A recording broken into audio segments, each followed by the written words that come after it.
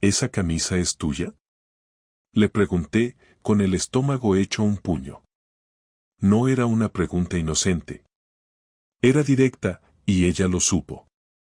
Clara levantó la cabeza despacio, como si al mirar más lento fuera a encontrar una excusa en el aire. Tenía la plancha en la mano, el vapor seguía saliendo como si nada pasara, pero los ojos se le clavaron al ver que yo sostenía la percha con esa camisa que definitivamente no era mía. La había encontrado colgada en el perchero del fondo del armario, donde solemos poner la ropa de temporada. Era de hombre, azul celeste, talla L. No tenía marca, pero sí perfume. Uno que no usaba yo. Uno que olía a alguien más. Clara, mi mujer desde hace 11 años, no dijo nada. Solo bajó la vista y apagó la plancha. Eso fue el lunes. Pero para que entiendas cómo acabé en esa escena, tengo que contarte lo que pasó antes, aunque no lo parezca importante. Yo soy David, 39 años, de Sevilla. Trabajo en una correduría de seguros desde hace años. Mi vida no es de película, ni falta que hace. Me gusta lo tranquilo, la rutina, los viernes de vino con amigos, los domingos de croquetas con mi madre, y ver el Betis aunque me dé disgustos. Clara y yo teníamos una hija, Nora, de 8 años. Bueno, la seguimos teniendo. Pero ya entenderás por qué uso el pasado para referirme a nosotros. Clara es profesora de literatura en un instituto. Siempre ha sido muy de libros, muy de frases largas, muy de saberlo todo y explicártelo como si tú fueras tonto. Yo se lo decía en broma, pero en el fondo me gustaba. Me hacía sentir más realista, más con los pies en la tierra. Ella soñaba, y yo organizaba. Un equipo. Últimamente había estado más inquieta. Decía que el instituto era un caos, que la estaban obligando a cubrir más horas, que había chicos nuevos muy problemáticos. No le daba más vueltas. Todos estamos quemados con nuestros trabajos. El viernes anterior, sin embargo, pasó algo que no supe colocar en su momento. Llegué a casa antes de lo habitual. Me había dado el jefe la tarde libre. Cuando entré, escuché risas desde la cocina. No era la risa de mi hija. Era la de Clara, y la de un hombre. Me detuve en seco. No hice ruido. Me quedé a escuchar. «Calla, idiota, que viene ya», dijo ella, entre risas nerviosas. Lo siguiente fue el sonido de una silla arrastrándose y la puerta trasera abriéndose. Me metí en el baño como si acabara de llegar del trabajo, hice ruido a propósito, tosí incluso, y salí hacia la cocina. «Hola, ya estoy en casa», dije, como si nada. Clara estaba sola, lavando un vaso. Muy tranquila. Como si no se le hubiera colado el alma en la garganta hace 5 minutos. «Hola, amor. No te esperaba tan pronto. ¿Todo bien?». Le di un beso en la mejilla y miré hacia el patio. No había nadie, claro. Pero se notaba el aire raro, la electricidad de cuando alguien ha corrido con prisas. No pregunté nada ese día. Ni el sábado, ni el domingo. Pero el lunes por la mañana, buscando una chaqueta de entretiempo en el armario, vi la camisa. Talla L azul celeste. Perfume de otro. Y ahí, amigo, ahí se rompió algo dentro de mí. Lo que hice a continuación no fue lo que uno esperaría de alguien herido o furioso, ni monté una escena ni le tiré la camisa a la cara ni grité. Simplemente la volví a dejar donde estaba, sin colgarla ni esconderla, la dejé sobre la cama, bien visible, como quien dice aquí lo tienes, ahora tú decides si quieres hablar o seguir fingiendo que no pasa nada. Me vestí sin prisa, preparé café, y cuando Clara salió del baño y entró en la habitación, se encontró con la escena que yo mismo había armado sin palabras. No me miró, no dijo nada, se limitó a cerrar el armario, como si la camisa no estuviera, y se fue a preparar el desayuno de Nora. Yo tampoco dije nada, y eso fue peor que cualquier pelea. La tensión de ese lunes fue insoportable, como una cuerda estirada al máximo que en cualquier momento iba a partirse, pero no se partió. Nora hablaba y desayunaba tranquila, sin darse cuenta de que sus padres apenas se dirigían la palabra, y que esa mañana, por alguna razón que aún no entendía, su madre no la miraba a los ojos. Clara se fue antes que yo, y cuando la puerta se cerró detrás de ella, me quedé solo en la cocina, mirando el tazón de cereales medio lleno que había dejado mi hija y preguntándome en qué momento me había convertido en alguien que duda de su mujer al punto de espiarla sin tener pruebas reales. Porque hasta ese momento, salvo aquella camisa, nada era concreto, todo podía explicarse de alguna forma que no incluyera infidelidad. Pero ya no me bastaban las suposiciones, necesitaba hechos, y necesitaba enfrentarlos sin vacilar, aunque no me gustara lo que pudiera encontrar. Decidí no ir a trabajar ese día. Llamé diciendo que tenía migraña y me quedé en casa. No sabía bien qué estaba buscando, pero algo me decía que no podía esperar más. Revisé el armario entero, no solo el perchero del fondo. Nada más extraño. Fui al cuarto de Nora, todo estaba como siempre. El baño, normal. Pero al entrar en la habitación de invitados, donde a veces Clara corregía exámenes cuando quería silencio, encontré una bolsa de tela que no había visto antes, debajo del escritorio. Dentro había un cepillo de dientes nuevo, un bote pequeño de colonia masculina, una botella de vino medio vacía y un paquete de preservativo cerrado. No eran míos. No eran cosas nuestras. Lo supe al instante. Lo que no sabía era desde cuándo estaban allí, ni por qué los había guardado en ese sitio. No podía ser un olvido, ni un descuido. Era algo premeditado, escondido. Alguien había estado en mi casa, y no era un técnico ni un amigo ni un familiar. Era un hombre, y había traído su cepillo, su olor y su vino, y Clara lo había dejado quedarse, lo suficiente como para que él se sintiera cómodo dejando sus cosas. Me senté en el suelo de ese cuarto, con la bolsa en las piernas, y sentí una mezcla de rabia y vergüenza que me dejó completamente inmóvil. No entendía nada. Quería golpear algo, romper algo, pero también sabía que eso no cambiaría lo que ya estaba ocurriendo. La imagen de Clara riendo en la cocina con ese hombre volvió a mi cabeza, y ahora todo tenía otro color. No era una sospecha, era real. La duda ya no existía. Me lo había estado haciendo en mi propia casa, con mi hija durmiendo en la habitación de al lado, conmigo saliendo cada mañana creyendo que tenía una vida estable y una esposa leal. Me levanté, guardé la bolsa exactamente como estaba y la dejé en el mismo sitio donde la encontré. No era el momento para armar un escándalo. No todavía. Antes necesitaba saber quién era ese tipo, cuánto tiempo llevaba esto, si Nora lo había visto, si alguien más lo sabía.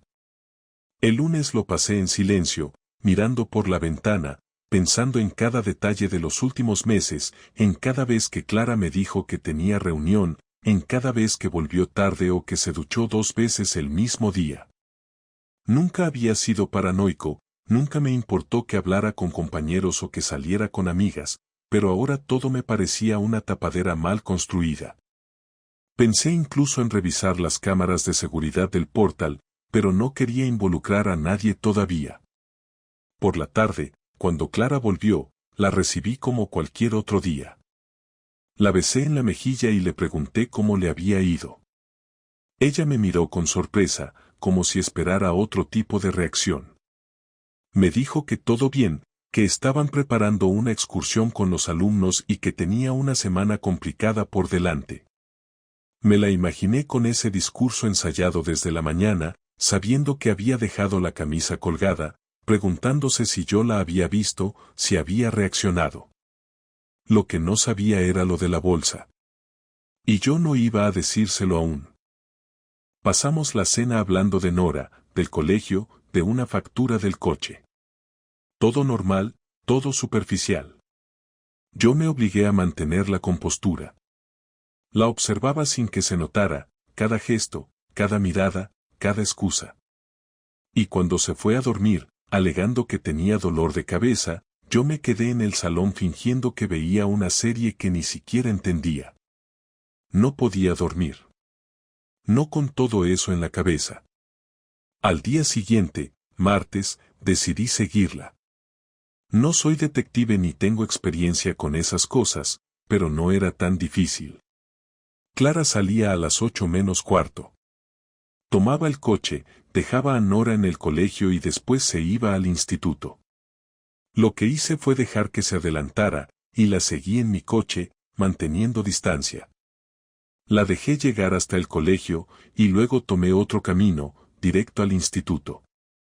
Aparqué cerca, esperé en una cafetería que había justo enfrente, y cuando la vi entrar, me fui. No era ese día. Pero me di cuenta de una cosa, no había alumnos. Era día de huelga parcial, lo sabía porque lo había leído en las noticias. Entonces, ¿qué clase de excursión estaban preparando? El miércoles lo intenté otra vez. Y ese día sí. No la seguí hasta el trabajo. Esperé. Y a las 11 de la mañana, volví al portal de nuestro edificio. No sabía qué esperaba encontrar. Subí despacio, usando las escaleras, con las llaves en la mano, en completo silencio. Y cuando llegué a la puerta de casa, escuché una voz masculina desde dentro. Clara se reía. Pero esta vez no era un tono bajo. Era abierta, cómplice, relajada. Entré. La puerta no estaba cerrada con llave. Lo que vi en ese salón no lo voy a olvidar nunca. Entré despacio, sin hacer ruido, empujando la puerta con cuidado para que no se notara mi presencia hasta que quise. Desde el pasillo podía ver parte del salón, el respaldo del sofá, la mesa del centro y las cortinas entreabiertas que dejaban pasar la luz de la mañana. Escuché la voz de Clara, alegre, relajada, y luego la de él, un tono grave, con acento andaluz. No era joven pero tampoco mayor, tenía esa voz segura de quien se siente cómodo en un sitio que no le pertenece. Me quedé quieto unos segundos, intentando que la rabia no me hiciera actuar sin pensar, porque parte de mí quería entrar gritando, pero otra parte necesitaba entender cómo podía ser que mi mujer, la madre de mi hija, estuviera riendo con otro hombre en mi casa un miércoles por la mañana. Di 3 pasos hacia adelante, y lo vi. Estaba sentado en el sofá, con el torso desnudo, todavía medio vestido, con un pantalón vaquero y el cinturón suelto. Clara estaba a su lado, también en ropa interior, con el pelo suelto y una copa en la mano. En la mesa había la botella de vino que faltaba de la bolsa que había encontrado en el cuarto de invitados.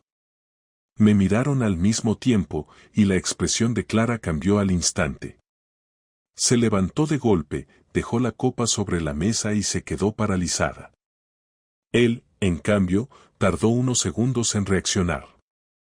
Me observó con calma, sin moverse, hasta que se dio cuenta de que no era el momento de hacerse el valiente.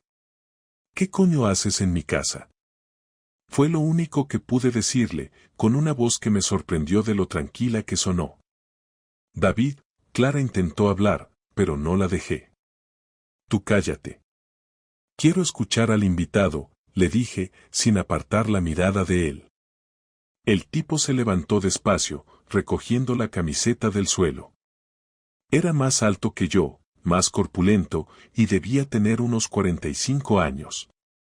Me miró con cierta vergüenza y me dijo algo que todavía hoy me cuesta repetir sin sentir una mezcla de rabia y desprecio. Mira, tío, no sabía que ibas a venir. Pensaba que trabajabas por las mañanas. ¿Eso es todo lo que tienes que decir? Pregunté. ¿Qué no sabías que yo iba a venir? No quiero líos, de verdad, dijo mientras se abrochaba el cinturón. No te preocupes, me voy y no pasa nada. Clara intentó acercarse a mí, pero levanté la mano para que no diera ni un paso más. La miré a los ojos, y lo único que vi fue miedo. No arrepentimiento ni tristeza, solo miedo, el de alguien que no pensó que le iban a pillar, no el de alguien que se da cuenta de lo que ha hecho. Me volví hacia él y le dije que saliera de mi casa inmediatamente. No levanté la voz, pero cada palabra pesaba. Cogió sus cosas y salió sin mirar atrás. Cuando la puerta se cerró, el silencio fue peor que todo lo anterior. Clara se sentó en el sofá, temblando, y yo seguí de pie, frente a ella. ¿Cuánto tiempo lleva esto? Pregunté, sin gritar, sin moverme. No lo sé, David, por favor, deja que te lo explique. ¿Cuánto tiempo, Clara? Insistí, cada vez más tenso. Unos 3 meses, dijo al fin, bajando la mirada. No me lo creí, y ella lo notó. David, no es lo que piensas. No significa nada, fue una tontería, algo que no sé cómo empezó, pero se me fue de las manos. No planeé nada de esto, de verdad, tú sabes que te quiero, pero me sentía vacía, tú estabas siempre cansado, no hablábamos, no salíamos, y de repente conocí a alguien que me escuchaba, que me hacía sentir viva. ¿Viva? Repetí, incrédulo. ¿Te hace sentir viva acostarte con alguien en el sofá donde juega tu hija? ¿Eso te da vida? Ella se llevó las manos a la cara y empezó a llorar. No era un llanto de culpa, era un llanto nervioso, de quien se ve acorralado y no sabe qué decir. No lo entiendes, David, no fue planeado. Empezó con unas charlas, luego una cena, y se detuvo un segundo. Pensé que me ayudaba, que me hacía sentir mejor. ¿Y yo qué era entonces? ¿El que te pagaba la hipoteca y te recogía a la niña? No digas eso, no es justo. Yo también he estado ahí por ti, siempre, contestó, con la voz temblando. Estar no es lo mismo que engañar. No me salió nada más. Me senté en el sillón de enfrente, y durante varios minutos no hablamos. El ruido del tráfico se colaba desde la calle, y el olor del vino derramado me revolvía el estómago. Ella se levantó, fue al baño y volvió con una camiseta puesta. Intentó tocarme el brazo, pero me aparté. No sabes lo que ha sido vivir así, me dijo, con un tono que parecía buscar compasión. Me sentía invisible, como si ya no importara. Me miraba al espejo y no me reconocía. No estoy justificando nada, pero tú también te alejaste. Dejaste de hablarme, de mirarme como antes. ¿Y por eso traes a un tío aquí? ¿Por eso lo escondes en el armario, literalmente? Dije sin gritar, pero con un tono que la hizo dar un paso atrás. No fue así, no es que lo trajera a escondidas todo el tiempo. Venía cuando tú estabas trabajando o cuando Nora estaba en casa de mis padres. No te estoy mintiendo ahora, David, no quiero hacerlo más. Te ahorro la pena, ya lo has hecho suficiente. Ella volvió a sentarse, sin saber qué hacer con las manos. Cada palabra que decía era como una herida nueva. Intentó contarme cómo se conocieron, el tipo era un compañero del instituto, un profesor de historia recién trasladado. Empezaron a hablar en los pasillos, a tomar café después de las clases, y cuando se dio cuenta, ya estaba metida en algo que no sabía frenar. Me habló de lo sola que se sentía, de cómo yo había dejado de preguntarle por su día, de que ella necesitaba sentirse deseada. Escuché todo sin interrumpirla. Y cuanto más hablaba, más claro tenía que no se trataba de una aventura puntual. Aquello llevaba tiempo, probablemente más del que admitía. Cuando terminó, me miró con una mezcla de miedo y esperanza. Podemos arreglarlo, David. Podemos ir a terapia, hablar con alguien, no quiero perderte, no quiero destruir nuestra familia. Ya la has destruido, Clara. No hay nada que arreglar. No digas eso, por favor. No lo digas aún. No soy un santo, pero tampoco soy idiota. No puedo mirar este sofá, ni esa mesa, ni tu cara, sin pensar en lo que hiciste. No te estoy pidiendo que lo olvides, solo que me des una oportunidad, insistió. Piénsalo por Nora, no por mí. No uses a Nora. Ella no tiene la culpa de lo que has hecho. Se calló, y por un instante pensé que iba a levantarse y marcharse, pero se quedó allí, llorando, repitiendo que lo sentía, que no sabía por qué lo había hecho. Yo no tenía fuerzas para seguir escuchando. Fui a mi habitación, saqué una maleta del armario y empecé a meter ropa. No sabía si me iba a quedar en casa de mi hermano o en un hotel, pero sabía que no podía dormir una noche más bajo el mismo techo. Clara entró detrás de mí y me agarró del brazo. No te vayas, por favor.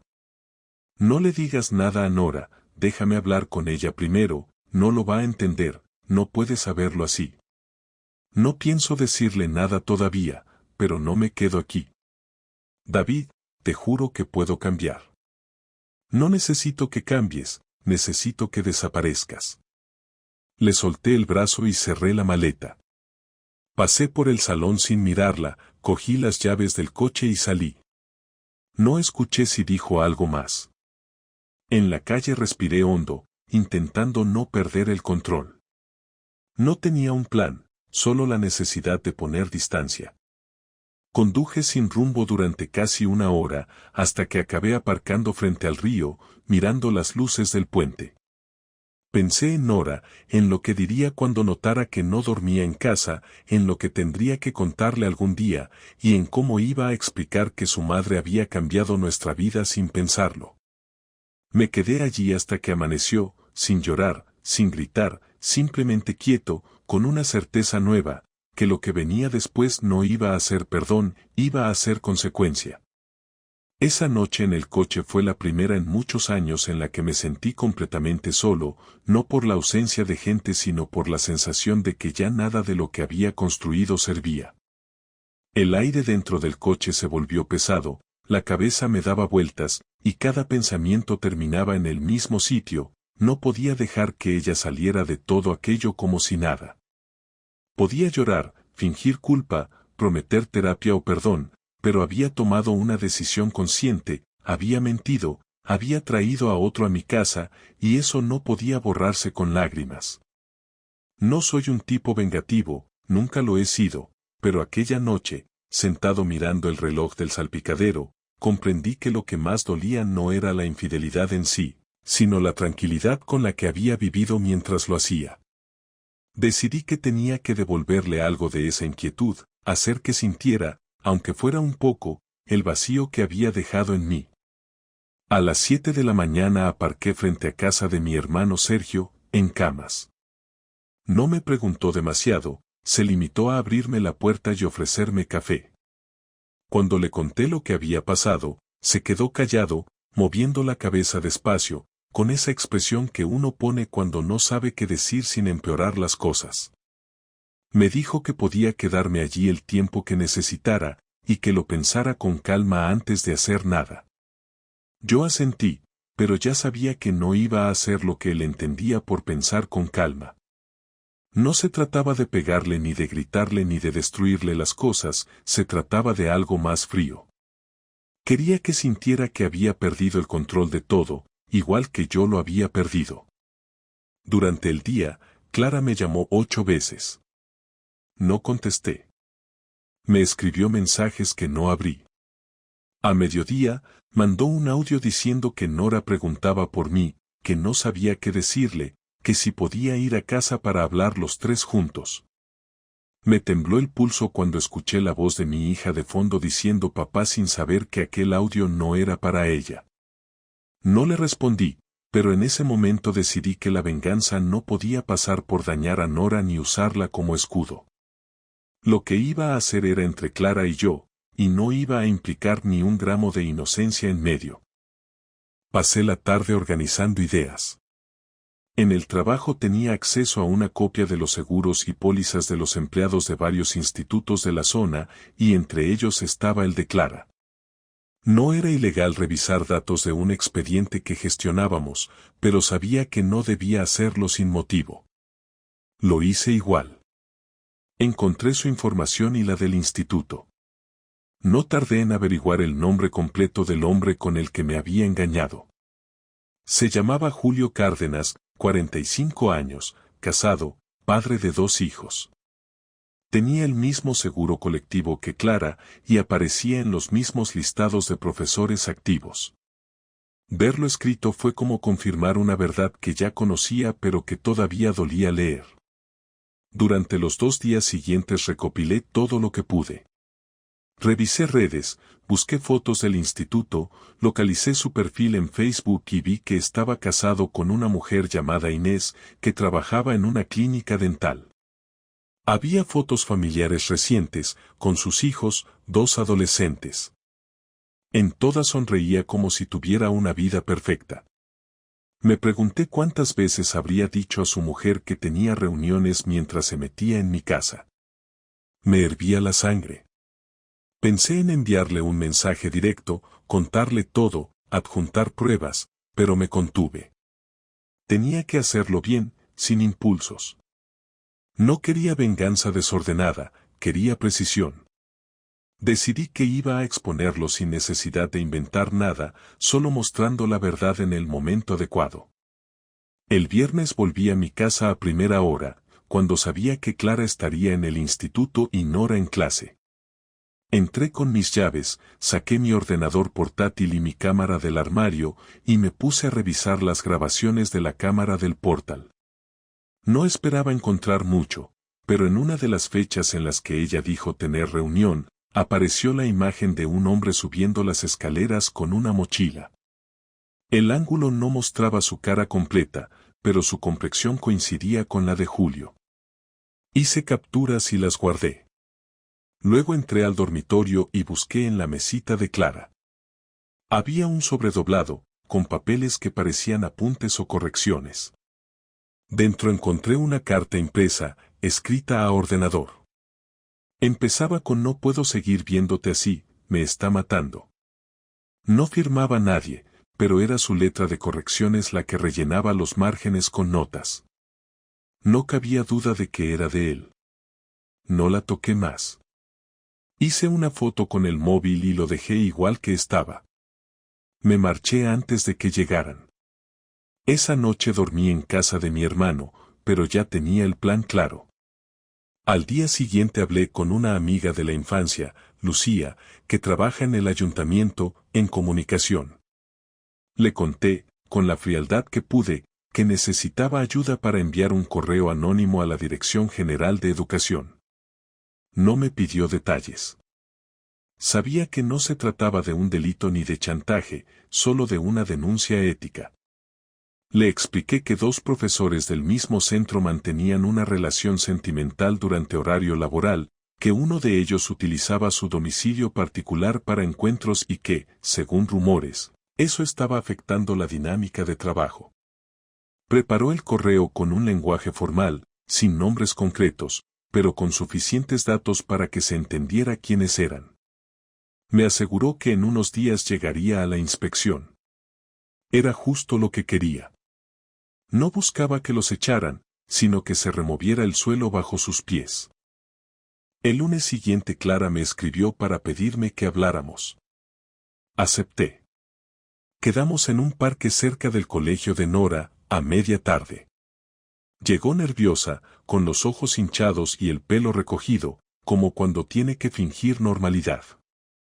Me preguntó si había pensado en lo que le propuso, si podíamos intentar arreglarlo. Le dije que ya no había vuelta atrás, que mi decisión estaba tomada, que no la odiaba pero que ya no la respetaba. Intentó tocarme la mano y la retiré. Me dijo que no entendía por qué era tan cruel. Le contesté que aún no había visto lo que era la crueldad, y que lo mejor era que empezara a prepararse. No sabía a qué me refería, y en ese momento preferí no explicarlo. Se marchó llorando.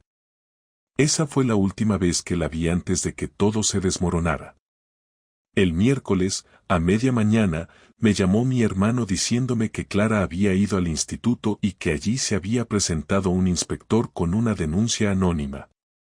Le habían preguntado por su relación con Julio, delante de la jefa de estudios.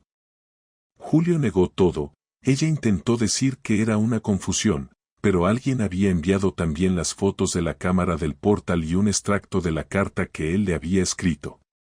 No sé cómo se filtró esa parte, aunque sospecho que alguien del propio instituto aprovechó el escándalo. El resultado fue inmediato, suspendieron temporalmente a ambos mientras investigaban. Julio, según supe luego, tuvo una discusión enorme con su mujer, y ella lo echó de casa. En el barrio empezaron a correr los rumores y Clara tuvo que pedir una baja médica para no ir a trabajar. Todo eso ocurrió en menos de una semana. No sentí satisfacción al principio, solo una calma tensa, como cuando terminas algo que llevabas demasiado tiempo conteniendo. Sergio me dijo que era mejor dejarlo así, que no siguiera removiendo el barro. Pero no podía evitar pensar que ella aún tenía a Nora, que intentaría usarla para justificar su versión. Así que el siguiente paso fue hablar con mi hija sin entrar en detalles, solo diciéndole que mamá y yo necesitábamos un tiempo separados, que las cosas se habían complicado y que ella no tenía culpa de nada. Lo entendió mejor de lo que esperaba, aunque noté en su cara la tristeza de quien sabe que algo importante se ha roto. Me dolió más que todo lo demás, pero era necesario. Clara me llamó esa misma noche. Su voz sonaba rota, más por la desesperación que por remordimiento. Me dijo que sabía que había sido yo, que solo alguien con acceso a mis cosas podía haber enviado las fotos, que estaba arruinada, que la iban a trasladar o despedir, que su familia no quería hablarle. Me pidió que pensara en Nora, que no la destruyera más. Le respondí que no la había destruido yo, que lo único que había hecho era dejar que la verdad hablara sola. Me insultó, me acusó de ser un monstruo, de querer humillarla. Le colgué sin contestar. Era la primera vez que sentía que la balanza se había equilibrado, aunque fuera un poco. Durante los días siguientes, el silencio fue absoluto. Ningún mensaje, ninguna llamada, ni de ella ni del otro. Yo volví a trabajar, empecé a buscar piso y hablé con un abogado para iniciar el proceso de separación. Cuando me senté frente a él y le conté el motivo, solo me dijo que había visto cientos de casos iguales, pero que pocos hombres llegaban tan tranquilos. Le contesté que la tranquilidad no era calma, era resignación. Firmé los papeles y salí del despacho con la sensación de haber terminado una etapa que ya no me pertenecía. Esa noche, al llegar al piso de mi hermano, recibí un mensaje de Clara. Decía que había presentado una denuncia por invasión de privacidad, que sabía que no iba a prosperar, pero que necesitaba hacer algo para sentirse menos humillada. Lo leí varias veces, sin contestar. No me importaba ya lo que hiciera, porque todo lo que podía perder ya lo había perdido. Mi venganza no fue gritar ni golpear, fue dejarla sola frente a lo que ella misma había creado. Y aunque no me devolvió lo que me quitó, al menos me permitió dormir, por primera vez en semanas, sin rabia en el cuerpo. Después de firmar los papeles y hablar con el abogado, creí que lo peor ya había pasado, que no había mucho más que decir, que lo que debía romperse ya estaba roto, y que solo quedaba empacar recuerdos y encontrar una forma de convivir con lo que había ocurrido sin seguir cargándolo como una piedra en la espalda. Durante 2 semanas no supe nada de Clara, ni un mensaje, ni una llamada, ni un intento de acercamiento. Me limité a ir al trabajo, dormir en casa de mi hermano y acompañar a Nora cuando me tocaba, porque decidimos hacer turnos que no implicaran una explicación directa para ella, pero que mantuvieran una cierta normalidad, al menos por el momento. La notaba más seria, más callada, y aunque no preguntaba demasiado, yo podía ver en sus ojos que entendía más de lo que decía. La última conversación con Clara no fue planeada. No fue una reunión pactada ni un encuentro en un sitio neutral. Fue un cruce inevitable. Yo estaba dejando a Nora en casa de sus padres, donde Clara se había mudado temporalmente desde que la situación en el instituto la había dejado sin trabajo y con la mirada de todo el barrio sobre ella. Era sábado por la mañana y el tráfico en la zona estaba cargado. Aparqué, Bajé con Nora y al llegar al portal, Clara estaba allí, esperándonos. Estaba más delgada, o al menos eso me pareció, y llevaba una sudadera vieja que no le recordaba haber visto antes. Tenía ojeras, la piel apagada, y por primera vez desde que todo esto había empezado, no parecía estar actuando. ¿Podemos hablar?, me dijo en cuanto Nora subió corriendo a casa de sus abuelos. Si tienes algo que decir, dilo aquí, respondí sin moverme. Quiero que lo hablemos en serio, sin gritos, sin reproches. No porque me sienta mejor, sino porque no puedo seguir con este silencio. Necesito entender qué piensas hacer, cómo vamos a organizar esto, si vamos a contárselo a Nora, si va a haber algún tipo de acuerdo, si vas a seguir destruyéndome cada vez que puedas. Me miró sin parpadear, como si llevara días ensayando esas frases. ¿Quieres que te diga qué pienso? Pienso que no tengo nada más que explicarte. Tú destruiste esto, yo simplemente actué en consecuencia. No estoy buscándote, no estoy enviándote mensajes ni intentando dañarte más. Lo que ocurrió fue consecuencia directa de tus actos, no de mis decisiones. Tú decidiste cómo iba a terminar todo esto, yo solo me aparté para no seguir viéndolo de cerca. Eso ya lo sé. Ya me lo has dicho de mil maneras. Pero no puedes seguir ignorándome, no puedes seguir sin hablar. No somos desconocidos, y por mucho que me odies, tenemos una hija. Necesito saber si vamos a poder organizarnos como adultos o si esto va a ser una guerra silenciosa de años. No te odio, Clara, le dije con calma. No me interesa gastar energía en odiarte. Me decepcionaste, me destruiste algo que me costó años construir, pero no te odio. Solo no quiero tener que verte si no es estrictamente necesario. Ella se quedó callada unos segundos, como si necesitara procesar que ya no estaba discutiendo con un hombre furioso sino con uno cansado. Se sentó en uno de los bancos del portal y me hizo un gesto para que me sentara también. Dudé, pero lo hice. No estoy bien, confesó sin que yo preguntara. No lo digo para dar pena ni para que cambies de opinión. Solo te lo digo porque me conozco, y sé que si no lo reconozco en voz alta, no lo voy a superar. Perdí el trabajo, perdí la confianza de mi familia, y lo peor de todo es que perdí lo que más valoraba, y no lo vi venir hasta que ya era tarde. No me estoy justificando, David. Hice lo que hice, y no hay excusas. Lo sé. Solo quiero que lo escuches de mí y no de rumores o de terceros. Lo escucho, pero no cambia nada. Puedes estar mal, puedes arrepentirte, puedes pasar años lamentándolo, pero eso no cambia que me mentiste durante meses, que metiste a un desconocido en la casa donde vive nuestra hija, que jugaste con mi confianza como si fuera una ficha más en tu vida aburrida. No estaba aburrida, estaba desconectada. Me sentía invisible. Lo dije y lo repito, no por justificarme, sino porque es la verdad. No supe cómo pedir ayuda, no supe cómo decirte que necesitaba algo más de ti, y cuando encontré a alguien que me lo dio, no fui capaz de parar.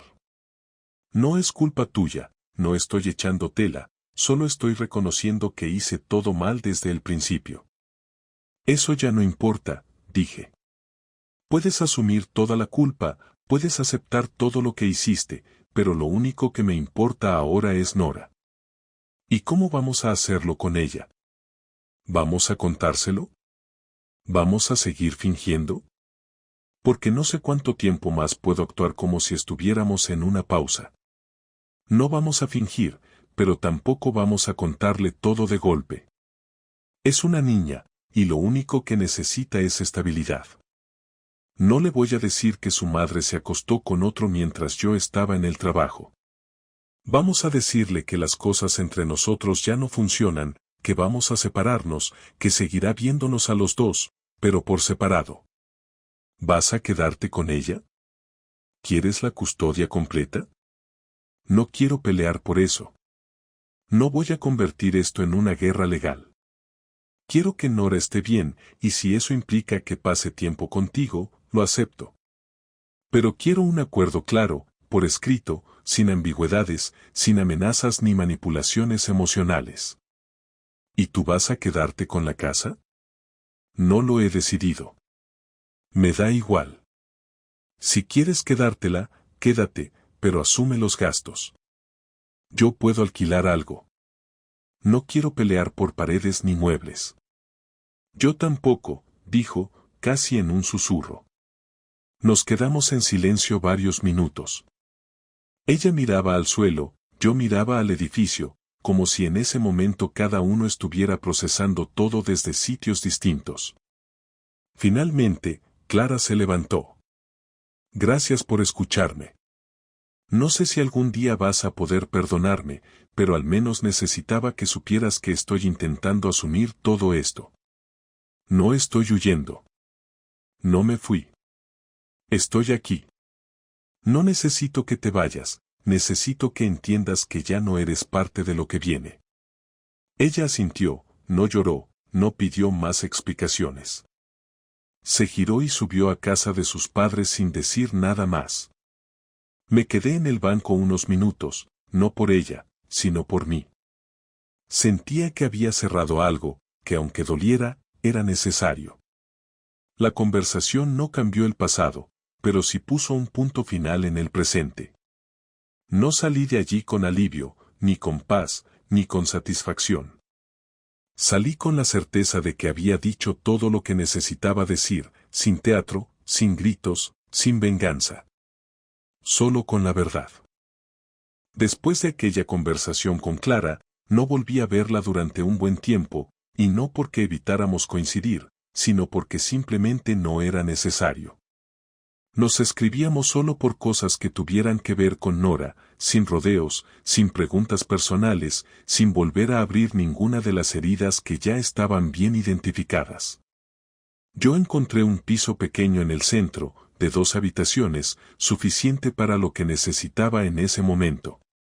No tenía ganas de decorar ni de sentirme en casa, solo quería tener un sitio donde nadie pudiera entrar sin permiso, donde nadie pudiera decirme que estaba exagerando o que debía perdonar a cambio de tranquilidad. Mi hermano me ayudó con la mudanza y un par de amigos se ofrecieron a traerme muebles básicos. Les dije que con una cama, una mesa y una cafetera tenía suficiente por ahora. Nadie insistió, porque sabían que el momento no era para forzar alegría. Durante los primeros días en el piso nuevo, lo que más me costó fue adaptarme al silencio. Ya no estaba Nora todas las tardes, ni escuchaba la voz de Clara al fondo mientras hablaba por teléfono o corregía papeles, ni el ruido constante de una casa en movimiento. Había un vacío que no se llenaba con series, ni con música, ni con las visitas esporádicas de familiares. No era soledad, era el tipo de silencio que llega cuando todo lo que podías decir ya lo dijiste y solo queda esperar a que el tiempo haga su parte. Iba a trabajar como siempre, cumplía con mi horario, saludaba con una sonrisa, pero nadie que me mirara de cerca podía pensar que todo estaba bien. Había un desgaste en la forma en que me sentaba, en cómo respondía a las bromas, en el modo en que evitaba ciertas conversaciones. No era algo que pudiera ocultar del todo, pero tampoco me interesaba explicarlo a nadie que no lo mereciera. Con Nora, en cambio, intenté que nada cambiara. Cuando estaba conmigo, hacíamos planes sencillos, íbamos al cine, paseábamos, jugábamos a juegos de mesa. Ella no preguntaba mucho, pero sí observaba. Me abrazaba más que antes, se sentaba más tiempo a mi lado, y cada vez que me miraba con esa mezcla de cariño e intuición, entendía que mi papel ahora era no perderme, por ella. Una tarde me dijo que le gustaba más cómo cocinaba yo la pasta, y que ojalá mamá no se pusiera tan triste a veces, porque cuando la recogía, notaba que había llorado. No supe qué responder, solo le dije que mamá estaba pasando un momento difícil y que a veces los adultos también necesitaban tiempo para mejorar. Asintió sin pedir más. Me di cuenta de que, aunque no sabía los detalles, Nora entendía que algo serio había pasado. Con el paso de las semanas, empecé a recuperar una rutina que ya no incluía estar pendiente de Clara. Dejé de pensar en lo que estaría haciendo, en si se arrepentía, en si había vuelto con el otro. De hecho, supe por un conocido que Julio había sido trasladado de instituto y que su familia se había mudado a otra ciudad. No me interesó saber más. Clara no volvió a mencionarlo, ni siquiera para defenderlo o justificarlo. Había dejado de formar parte del conflicto, como si nunca hubiese existido. Lo que quedaba entre ella y yo ya no era una discusión sobre terceros, era simplemente el vacío de lo que habíamos sido y que ya no era recuperable. Una noche, mientras revisaba documentos para el proceso de divorcio, me detuve en una foto antigua que estaba en una carpeta sin revisar. Era una imagen de Clara, Nora y yo en la playa, en Huelva, hacía 5 años. Los tres sonriendo, sin nada que pareciera roto. La miré un rato largo, no con nostalgia, sino con una especie de extrañeza, como si me costara reconocer a esas personas. La guardé sin sentir necesidad de borrarla, porque entendí que no se trataba de negar el pasado, sino de dejarlo en su sitio. Lo que vivimos no había sido una mentira completa, pero se había ido desgastando hasta que ya no quedaba forma de sostenerlo.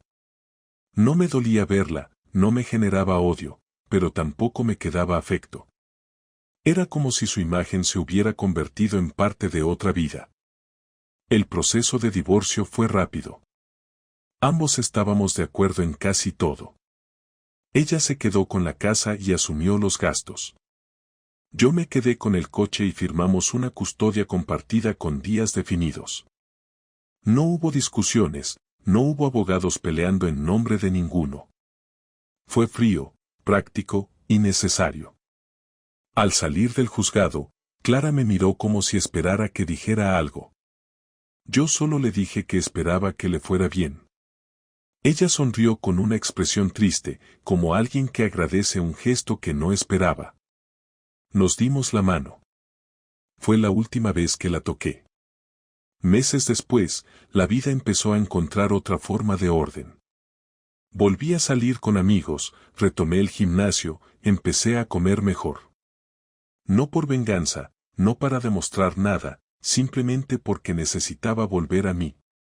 Una tarde, mientras caminaba con Nora por el parque, me preguntó si yo estaba triste porque ya no vivíamos los tres juntos. Le dije que a veces sí, pero que también estaba contento de que ella estuviera bien. Me abrazó y me dijo que me quería mucho. No hizo falta nada más. En ese momento supe que todo el esfuerzo había valido la pena, que aunque el daño fuera grande, lo esencial seguía en pie. No aprendí una gran lección sobre el amor ni me convertí en alguien más sabio. No encontré un sentido superior a lo que pasó. Lo que sí entendí fue que la gente que te traiciona casi nunca lo hace por maldad pura, lo hace por egoísmo, por cobardía o por vacío personal, y que uno no siempre puede evitarlo, pero sí puede decidir cómo responder.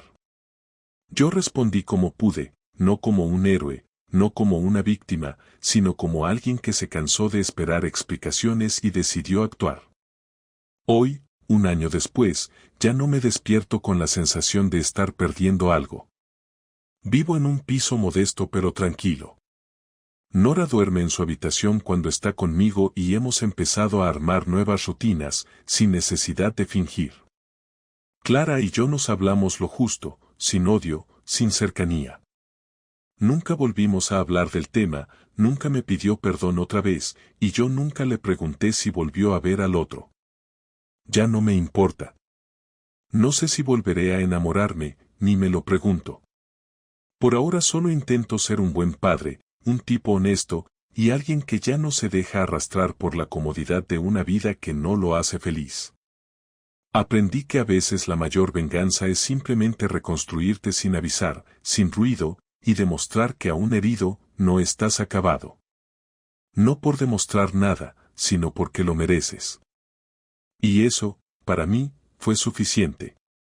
Yo me quedé con el coche y firmamos una custodia compartida con días definidos.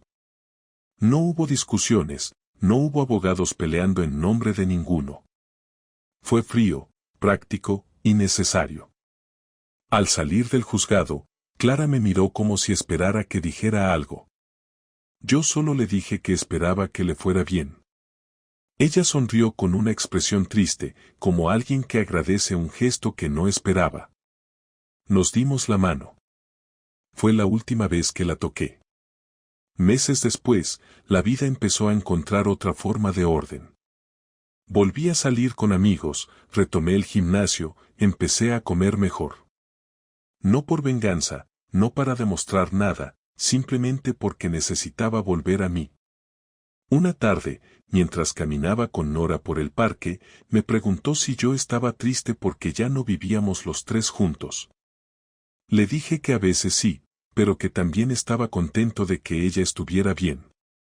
Me abrazó y me dijo que me quería mucho. No hizo falta nada más. En ese momento supe que todo el esfuerzo había valido la pena, que aunque el daño fuera grande, lo esencial seguía en pie. No aprendí una gran lección sobre el amor ni me convertí en alguien más sabio. No encontré un sentido superior a lo que pasó. Lo que sí entendí fue que la gente que te traiciona casi nunca lo hace por maldad pura, lo hace por egoísmo, por cobardía o por vacío personal, y que uno no siempre puede evitarlo, pero sí puede decidir cómo responder. Yo respondí como pude, no como un héroe, no como una víctima, sino como alguien que se cansó de esperar explicaciones y decidió actuar. Hoy, un año después, ya no me despierto con la sensación de estar perdiendo algo. Vivo en un piso modesto pero tranquilo. Nora duerme en su habitación cuando está conmigo y hemos empezado a armar nuevas rutinas, sin necesidad de fingir. Clara y yo nos hablamos lo justo, sin odio, sin cercanía. Nunca volvimos a hablar del tema, nunca me pidió perdón otra vez, y yo nunca le pregunté si volvió a ver al otro. Ya no me importa. No sé si volveré a enamorarme, ni me lo pregunto. Por ahora solo intento ser un buen padre, un tipo honesto, y alguien que ya no se deja arrastrar por la comodidad de una vida que no lo hace feliz. Aprendí que a veces la mayor venganza es simplemente reconstruirte sin avisar, sin ruido, y demostrar que aún herido, no estás acabado. No por demostrar nada, sino porque lo mereces. Y eso, para mí, fue suficiente.